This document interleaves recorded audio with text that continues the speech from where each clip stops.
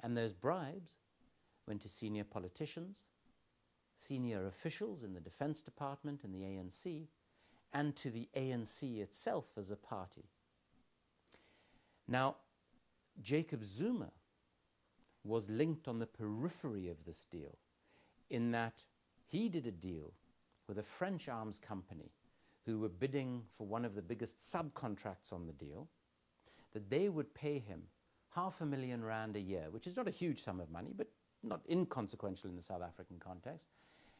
And he would further their interests in South Africa, including explicitly protecting them from my committee's investigation and any other investigation into the arms deal.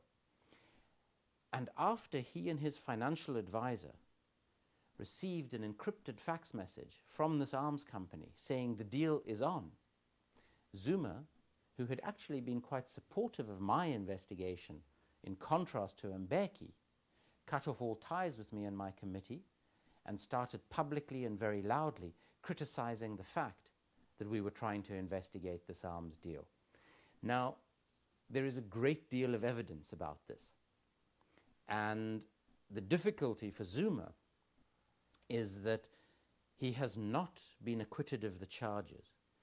Instead, our head of public prosecutions, a little like an attorney general, took the decision that there were some inappropriate actions by one of his prosecutors, and he therefore dropped all of the charges. It was a technicality. It was a very controversial technicality, and he used, interestingly, a case in Hong Kong to justify his decision. Now, Hong Kong has a different legal system to South Africa. It was a commercial case, not a public sector case, and the judge in the Hong Kong case says that in terms of what he knows about the Zuma case, he cannot understand why the charges were dropped. And this was done 10 days before the election that would install Jacob Zuma as the country's president. So he does start his government under strong suspicion, you know, this black cloud. A black cloud, absolutely. Yeah. But more importantly, to make the point that this arms deal and the cover-up of the corruption in the deal was really the starting point for a moral decline in the ANC, an organization that I had served most of my adult life. Before we leave the question of the airplanes, because there's this parallel with Brazil, you know, your book quotes the organization Transparency International, saying that simple maths tell us that arms is indeed the most corrupt of all legal trades. It's hardwired for corruption. Yeah. You know, as I said, Brazil's about to buy airplanes for the military. What, based on your experience in South Africa, what happened there, what warning, what advice would you give to the public, politicians, or whoever in Brazil before we buy these planes? I see from the little I know about the Brazilian transaction or the processes leading up to it, I see a lot of similarities. And the way in which defense companies operate is similar all across the world. And what they do is they make promises about the positive economic impact of doing a deal with them. They talk about the transfer of technology. They talk about the number of jobs they'll create in the buying country. They often sell their goods way over what is an acceptable price. And what tends to happen is that very little of all of the positives that they speak about are ever delivered.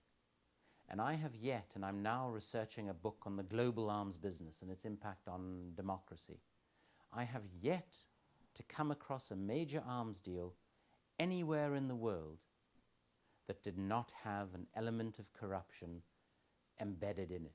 So I would say to the Brazilian people that they need to be on their toes about this deal, that the Brazilian media needs to ensure that every aspect of this transaction is scrutinized very closely. And I would say to Brazilian politicians, be very, very careful of arms companies bearing what might appear to be gifts in the first instance, but unfortunately turn into something far more damaging over the long term.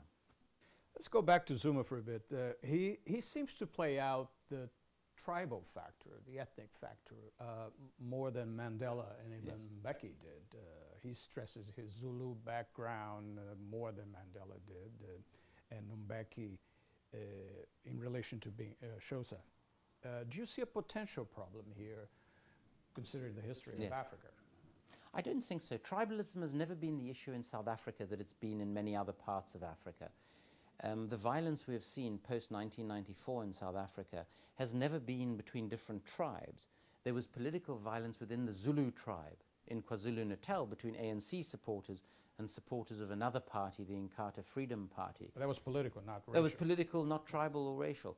And the ANC has really been remarkable in being above tribalism. I think what happened with Jacob Zuma is that he used his tribal affiliation, because the ANC had never had a Zulu leader in its history war for many, many decades. And he used that quite effectively as a lever for becoming president of the ANC. And he used it quite effectively in the recent election to win votes from this other Zulu party, the Inkatha Freedom Party, which he did remarkably well.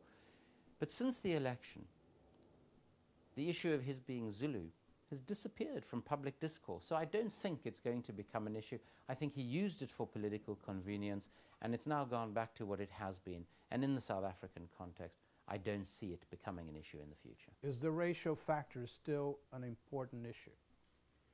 I think for a small minority of whites. I think, you know, with a country with a history of racism, 350 years of racial oppression, those attitudes aren't going to change overnight. I think a lot of people have come to terms with democracy and in fact have embraced democracy.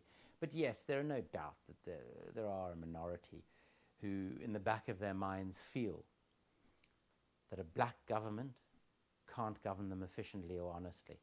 And it's important to point out here that in spite of the corruption issues that I raised and the very real problems that South Africa faces, the South Africa of today is so much a better place than it ever was under apartheid, and we should never lose sight of that.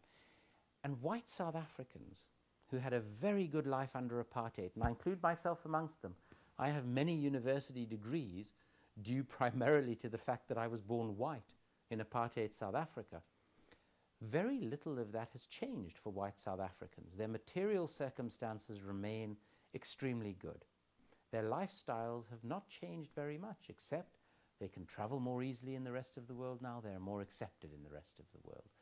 So I think all of those factors need to be borne in mind. And I think the racism that does exist in the society inevitably, I think is smaller and smaller as we get further and further away from the advent of democracy 15 years ago.